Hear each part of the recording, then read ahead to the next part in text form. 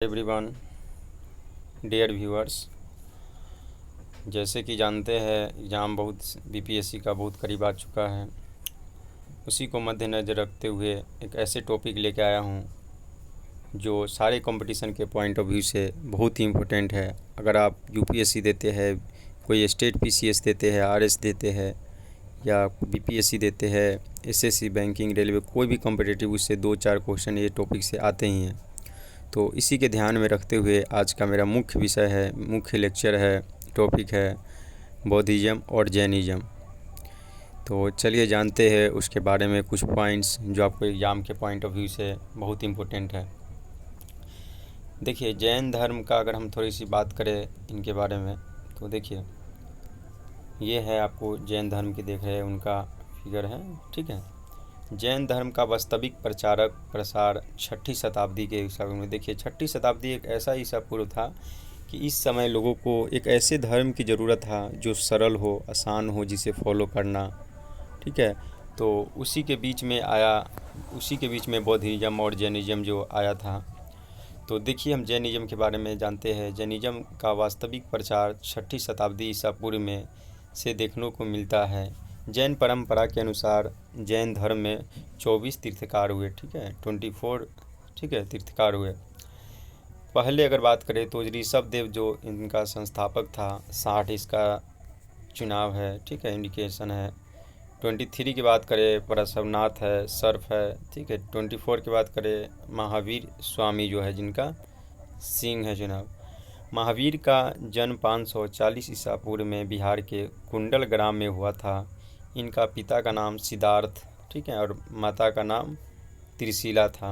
महावीर में बचपन का वर्धमान, इनका जो बचपन का नाम है। यहाँ से बराबर कॉम्पिटिटिव कोई भी एग्ज़ाम देते हैं उसमें कंपटीशन में आपको क्वेश्चन डायरेक्ट पूछती है, ठीक है। तो ये याद कर लीजिए इनका जन्म कब हुआ था, कहाँ हुआ था। जब महावीर 30 वर्ष के हुए तब इनके माता पिता की मृत्यु हो गई थी। इसके बाद महावीर ने अपने बड़े भाई नंदीवर्धन से अनुमति लेकर संन्यास जीवन स्वीकार किया, ठीक है। इसके बाद इन्होंने संन्यास जीवन को अपनाया और इनका बड़े भाई का नाम क्या था, नंदीवर्धन, ठीक है। इनसे आज्ञा लेकर, अनुमति लेकर, ठीक है। पहले इन्होंने एक वस्त्र धारण किया था, फिर 13 माह बाद, 13 यानी कि आफ्टर 13 मंथ इन्होंने वस्त्र का त्याग कर दिया, नग्न अवस्था में रहने लगे। 12 वर्ष के कठिन तपस्या के बाद महावीर ने एक नदी के तट पर साल वृक्ष के नीचे ज्ञान का प्राप्ति किया। देखिए, ये जो आप देख रहे हैं साल का वृक्ष है, ठीक है, और इसी के नीचे इन्होंने ज्ञान की प्राप्ति किया। और ये वृक्ष का नाम बार बार पूछा जाता है, किस वृक्ष के नीचे, तो साल का एक पेड़ है, साल वृक्ष, उसके नीचे, ठीक है। जिन का अर्थ होता है विजेता, अहर का अर्थ होता है पुर्जय, और नी ग्रंथ का होता है बंध निहन, ठीक है।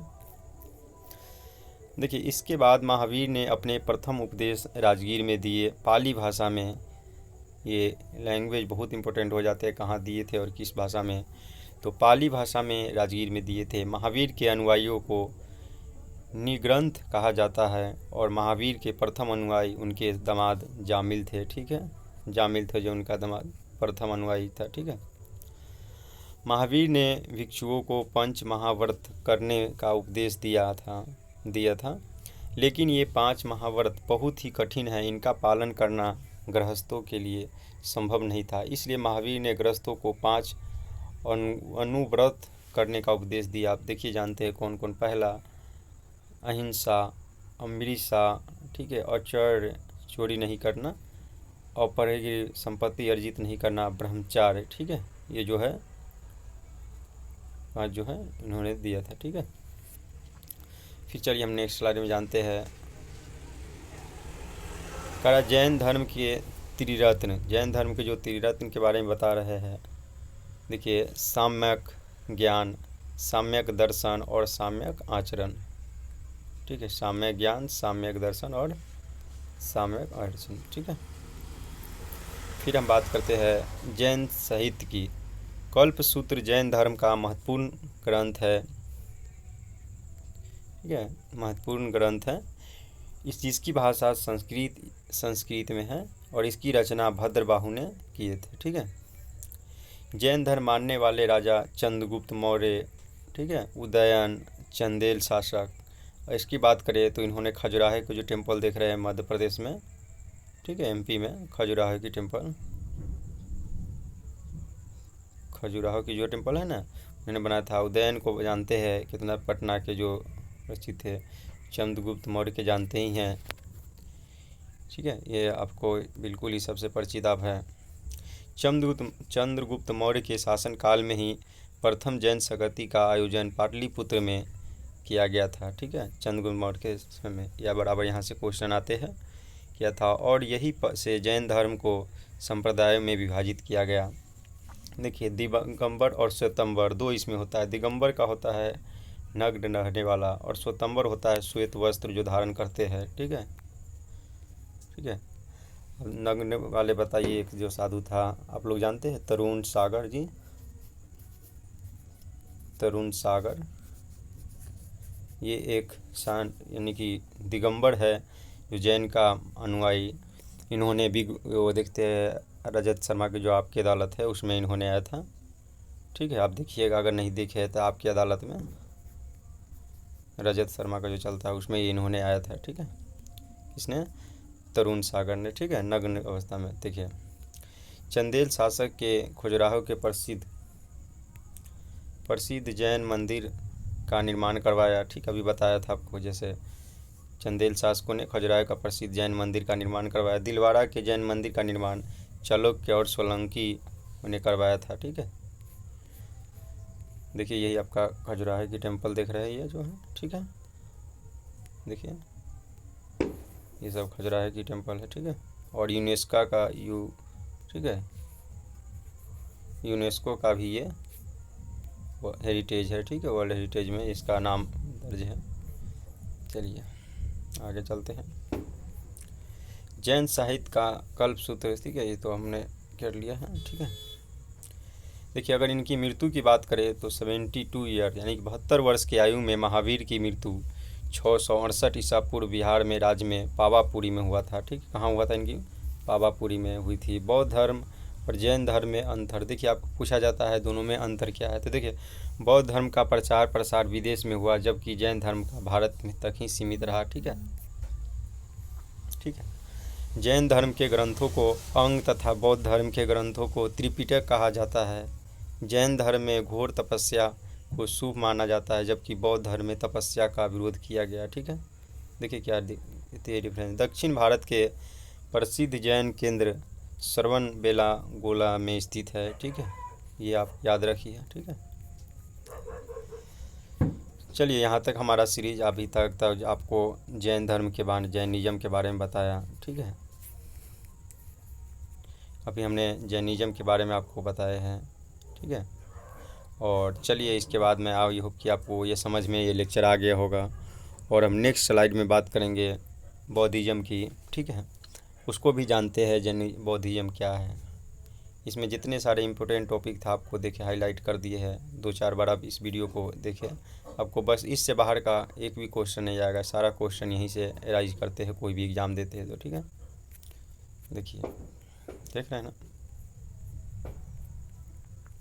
ठीक है। चलिए अब हम चलते हैं नेक्स्ट स्लाइड में, बात करेंगे बौद्धिज़्म की। भगवान बुद्ध की प्रतिमा देख रहे हैं जैसे कि आप, कि बौद्ध धर्म के संस्थापक गौतम बुद्ध थे, इन्हें लाइट ऑफ एशिया कहा जाता है। गौतम बुद्ध का जन्म 563 ईसा पूर्व कपिलवस्तु के लुम्बिनी नामक स्थान पर हुआ था। 3री शताब्दी ईसा पूर्व में अशोक ने इस स्थान का बुद्ध का स्मृति स्तंभ निर्माण कराया, ठीक है। देखिए, भगवान बौद्ध की प्रतिमा देख रहे हैं, ठीक है। बौद्ध शाक्य वंश से संबंधित थे। इनके पिता का नाम शुद्धोधन था, ठीक है, था जो 21 वंश से था, ये बराबर पूछ दिया जाता है, ठीक है। कपिलवस्तु के एक छोटे से गणराज्य के प्रधान थे, ठीक है। गौतम बुद्ध के बचपन का नाम सिद्धार्थ था। जन्म के तुरंत बाद इनकी माता का देहांत हो गया। चलिए, थोड़ा सा डिस्टरबेंस है कि आवारा कुत्ता से जो होता है गली का, ये बहुत ज़्यादा बोलता रहता है, नाइट हो जाता है, तो चलिए हम लोग इधर फोकस करते हैं, छोड़िए उस बात को। देखिए, बौद्ध धर्म के संस्थापक जैसे गौतम बुद्ध के बारे में आपने जाना है, इसे लाइट ऑफ एशिया भी कहा जाता है। कई सारे कॉम्पिटिटिव एग्जाम में पूछा जाता है कि लाइट ऑफ एशिया किसे कहा जाता है, तो गौतम बुद्ध को। ठीक है, गौतम बुद्ध का जन्म अब 563 ईसा पूर्व में कपिल वस्तु के लुम्बिनी नामक स्थान पर हुआ था। 3री शताब्दी पूर्व अशोक ने इसी स्थान पर बुद्ध की स्मृति स्तंभ निर्माण कराया था। देखिए, बुद्ध शाक्य वंश से संबंधित है। इनके पिता का नाम सुतोधन था, जो कपिल वस्तु के एक छोटे से गणराज्य के प्रधान थे। गौतम बुद्ध के बचपन का नाम सिद्धार्थ था। जन्म के तुरंत बाद इनकी माता का देहांत हो गया था। इसी के पालन पोषण में इसकी जो मौसी थी प्रजापति गौतमी ने किया था। इसी कारण से गौतम कहलाए। ठीक है, गौतम कहलाए आपको पूछा जाता है कहीं पे। ठीक है, ध्यान रखिए पहली उन्हें। अब ये देखिए नोट आपको थोड़ा सा ये देखने वाला ही है। कह रहा ध्यान रखिए कि पहली महिला जो जिसने बौद्ध धर्म को ग्रहण किया था वो उनकी सौतेली माँ जो थी प्रजापति गौतमी ही थी। ठीक है, चलिए थोड़ा सा हम नेक्स्ट स्लाइड में बात करते हैं। देखिए, शुरुआत से ही गौतम बुद्ध का मन आध्यात्मिक को और था की तरफ था, पर इनके पिता इसको लेकर चिंतित रहते थे। इसीलिए जब गौतम 16 वर्ष के हुए तो इनका विवाह यशोधरा के साथ कर दिया गया। 28 वर्ष की उम्र में इन्होंने पुत्र हुआ जिसका नाम राहुल था। ठीक है, ये सब पूछा जाता है, इनका पुत्र का नाम क्या था, राहुल था। परंतु इतना सब होने के बाद भी बुद्ध का मन तपस्या दंपत्य जीवन जो में नहीं लगा और 29 वर्ष की उम्र में इन्होंने गिरी का त्याग कर दिया। ठीक है, 7 वर्ष तक ज्ञान की खोज में इधर उधर भटकते रहे। इसी दौरान उनकी मुलाकात बिंबिसार उदयन आलम अलार कलाम से हुई। ध्यान रखिए, अलार कलाम ही सिद्धार्थ के प्रथम गुरु थे। ठीक है, इनके गुरु की बात करें तो कौन थे, अलार कलाम थे। ठीक है, ये आपसे यहाँ से क्वेश्चन पूछा जाता है। ये सब आप पॉइंट बहुत इंपॉर्टेंट सब है, इसको ध्यान रखिए। इसके बाद 35 वर्ष की अवस्था में गौतम बिहार के उरुबेला नामक स्थान पर पहुँचे। बाद में यह उरुबेला के बौद्ध गया के नाम से जाना जाता है। ठीक है, बौद्ध गया के नाम से जाना, कौन से स्थान को, उरुबेला नामक को। ठीक है, देखिए अभी हमने चलिए देखिए, यह गौतम बुद्ध के पीपल के नीचे इनको पेड़ के नीचे ज्ञान की प्राप्ति हुआ था। ठीक है, साल के वृक्ष के नीचे किनको हुआ था, महावीर, जो जैन धर्म में हम पढ़ रहे थे तो, और यहाँ पे है पीपल के पेड़ के नीचे। ठीक है, इनकी ज्ञान की प्राप्ति के लिए समाधि लगाई गई थी। 49वें दिन ज्ञान की प्राप्ति हुई। ठीक है, तभी से पीपल का पेड़ बोधि वृक्ष के नाम से जाना जाता है। ज्ञान प्राप्ति करने के साथ सिद्धार्थ बुद्ध कहलाए, क्योंकि बुद्ध का अर्थ होता है ज्ञान प्राप्ति। और ये जनरेशन का कहीं कि आपको पूछ दिया जाता है एग्जाम में कि कितने जनरेशन का, ये 6 जनरेशन का है। ठीक है, ये अभी जो वृक्ष अभी जो वहाँ बोध गया में है, ठीक है, वो 6 जनरेशन का है। समझ गए ना कि 6 बार उसकी नष्ट हुआ आया, इसके बाद 6ठा जनरेशन उसका चल रहा है। तभी से पीपल पेड़ के बोधि वृक्ष के नाम से जाना जाता है। ज्ञान की प्राप्ति का सिद्धार्थ बुद्ध कहलाए, क्योंकि बुद्ध का अर्थ होता है ज्ञान की प्राप्ति। इसके बाद महात्मा बुद्ध ने बनारसी के समीप सारनाथ अपने 5 ब्राह्मण शिष्य के बार पहली आदेश दिया। इसी चीज़ को बौद्ध ग्रंथ में धर्मचक्र परिवर्तन कहते हैं। ठीक है, धर्मचक्र परिवर्तन आपसे पूछा जाता है। सारनाथ में पहले दिया था और 5 ब्राह्मण शिष्य के साथ उपदेश दिया था, उसको धर्मचक्र परिवर्तन कहा जाता है। ठीक है, चलिए आगे पढ़िए, बताते हैं। बुद्ध ने अनेक राज्यों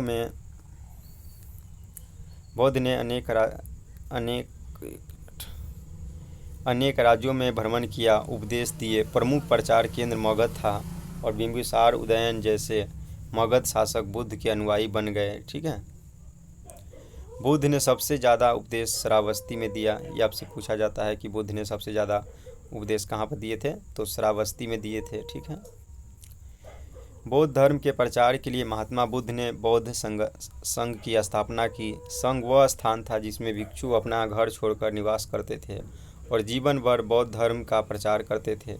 बौद्ध की अनुयायी 2 भाग में विभाजित थे। ठीक है, इसके 2 भाग में, एक था भिक्षुक, बौद्ध धर्म के प्रचार के लिए जिन्होंने संन्यास ग्रहण किया उसको भिक्षुक बोलते हैं। उपासना, गृहस्थी जीवन व्यतीत करने हुए बौद्ध धर्म को अपनाने का उपासना कहते हैं, उसे कहते हैं उपासक। समय समय पर बौद्ध धर्म को समझाने हेतु बौद्ध सभाएं आयोजित की गई। बौद्ध संगति के नाम से जाना जाता है, जो आपको बराबर एग्जाम में पूछाता है कि कौन सा किसके टाइम हुआ था, कहाँ हुआ था। ठीक है, बुद्धि काउंसिल। देखिए फर्स्ट की बात करते हैं, अगर प्रथम की बात करें तो राजगीर में हुआ था, अजात शत्रु जो थे इनके रूल में हुआ था। ठीक है, द्वितीय की बात करें तो वैशाली था काल अशोक के समय, तृतीय के पाटलिपुत्र अशोक के समय। फिर चतुर्थ की बात करें, ठीक है, कुंडलवन कनिष्क में। ठीक है, इसमें त्रिपिटका का जो हुआ था, त्रिपिटका का जो शब्द जो है ये चतुर्थ में हुआ था। ठीक है, और फर्स्ट में बात करेंगे तो सुत पिताका। ठीक है, सुत पिताका फर्स्ट में और त्रिपिटका लास्ट वाला में था। 483 ईसा पूर्व जब बौद्ध 80 वर्ष के थे तब उनका निधन कुशीनगर में उनका निधन हुआ था। पूछा जाएगा कहाँ पे हुआ था, कुशीनगर में निधन हुआ था। इसको महापरिवर्तन, ठीक है, बोलते हैं, नाम से जानते हैं। निधन के पश्चात बौद्ध की अस्थि अवशेषों को विभाजित कर भारत के 8 भागों में स्थापित स्तूपों का निर्माण कराया। इनमें से सबसे पहले स्तूप सांची का स्तूप, जानते हैं सांची का जो स्तूप है ये मध्य प्रदेश में है। ठीक है, मध्य प्रदेश में सांची का स्तूप है। ठीक है, और आपको बता दें 84,000 अशोक ने 84,000 स्तूप हो। ठीक है, कितना हुआ, 84,000 स्तूप है जो मध्य प्रदेश में बनाया इन्होंने, बहुत बड़ी बात होती है। ठीक है, आप जानते थे कि कलिंग का जो युद्ध हुआ था, कलिंग के युद्ध के बाद अशोक जो थे उन्होंने अपना धर्म यानी कि बौद्ध धर्म को अपनाया और प्रचार प्रसार के लिए उन्होंने बहुत कोशिश किया और पूरे एशिया में फैलाए, कोशिश किया किए ही, और खुद भी ग्रहण किए। ठीक है, जो देखे लाखों खून की नदी बहाई, इसके बाद उनका हृदय परिवर्तन हुआ अशोक का, और इसके बाद उन्होंने हथियार को रख दिए। ठीक है,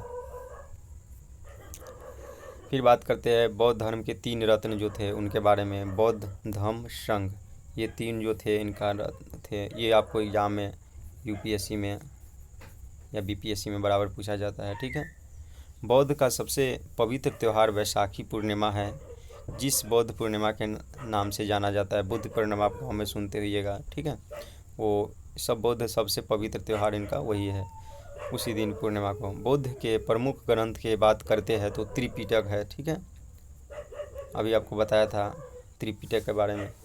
शुरुआती में बौद्ध ग्रंथ की भाषा पाली रही, बाद में ग्रंथ संस्कृत भाषा में आ गई। ठीक है, बौद्ध का विख्यात विक्रमशिला विश्वविद्यालय की स्थापना धर्मपाल ने करवाया था। ठीक है, ये सब विक्रमशिला की स्थापना किसने करा था, धर्मपाल ने।